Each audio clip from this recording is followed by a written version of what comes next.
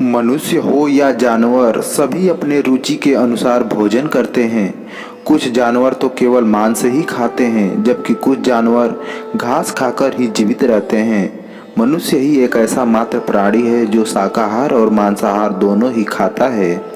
लेकिन मांसाहार खाना कितना सही है, ये आप जानते हैं?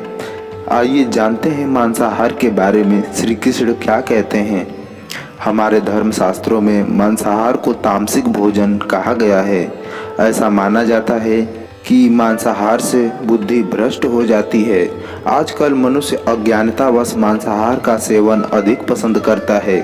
शाकाहारी लोगों को मांसाहार वाले घास फूस खाने वाले बताते हैं, लेकिन श्री कृष्ण कहते हैं कि मांसाहार कभी भी उचित नहीं हो सकता। चलिए जानते हैं श्री कृष्ण ऐसा क्यों कहते हैं। बचपन में एक दिन श्री कृष्ण यमुना किनारे बैठकर बांसुरी बजा रहे थे। उसी समय एक हिरण दौड़ता हुआ वहां आया और श्री कृष्ण के पीछे जाकर छुप गया। हिरण को डरा हुआ देखकर श्री कृष्ण ने उससे पूछा, तुम इतने डरे हुए क्यों हो? तभी एक शिकारी भी वहां आ पहुंचा। फिर उस शिकारी ने श्री कृष्ण से कहा, यह हिरण मेरा शिकार है, इसे मुझे दे दो। तब श्री कृष्ण ने कहा, यह हिरण तुम्हारा कैसे हो सकता है? किसी भी जीव पर सबसे पहले उसका स्वयं का अधिकार होता है। शिकारी फिर बोला, इस हिरण को मैं पकाकर खाऊंगा। तुम ज्ञान मत दो और चुपचाप हिरण को मेरे हवाले कर दो। श्री कृष्ण ने शिकारी को समझाते हुए कहा, किसी भी जीव को मारकर खाना पाप है। मांस खाना पाप है या पुण्य, इसका तुझे ज्ञान नहीं है। श्री कृष्ण की बातें सुनकर शिकारी ने कहा, मैंने कभी वेदों का अध्ययन नहीं किया है, फिर मैं कैसे जान सकता हूँ कि मांस खाना पाप है या पुण्य? राजा लोग भी तो शिकार किया करते हैं, क्या उनको पाप नहीं लगता? उसके बाद श्री कृष्ण ने शिकारी को एक कथा के माध्यम से समझाया। कथा के अनुसार एक बार मगध राज्य में भारी अकाल पड़ा। अकाल के कारण उस साल मगध में अन्न का उत्पादन नहीं हुआ। राजा मन ही मन सोचने लगे, अगर शीघ्र ही इस समस्या का हल नहीं निकाला गया तो प्रजा भूख से मर जाएगी।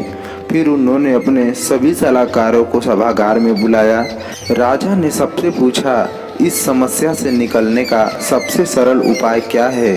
तभी एक मंत्री ने उठकर कहा, महाराज, इस समय सबसे सस्ता और उत्तम भोजन मांस ही हो सकता है।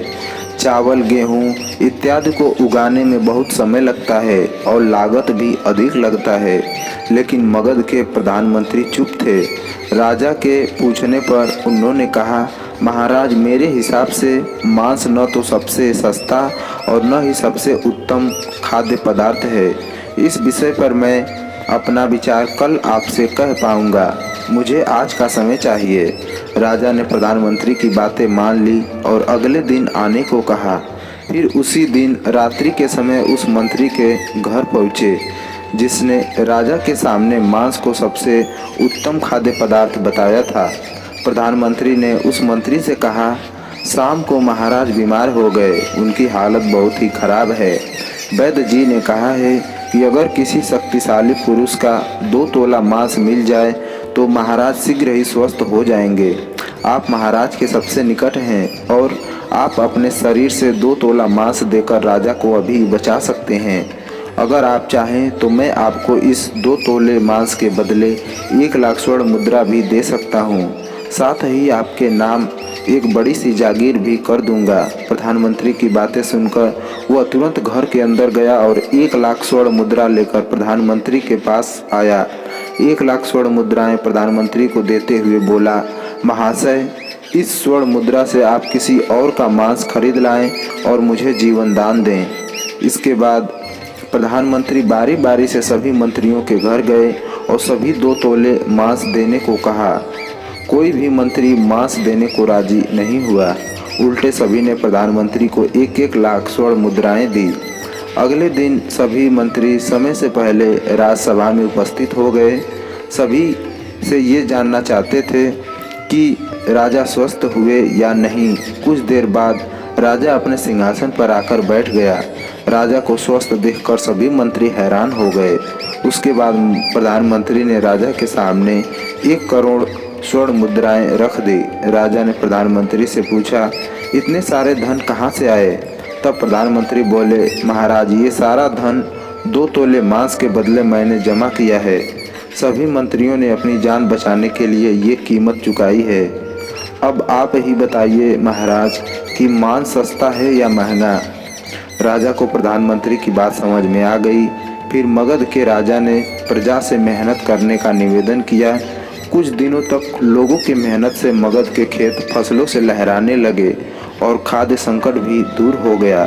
इस कथा को सुनने के बाद उस शिकारी ने मांसाहारी भोजन को त्याग दिया और शिकार करना भी छोड़ दिया।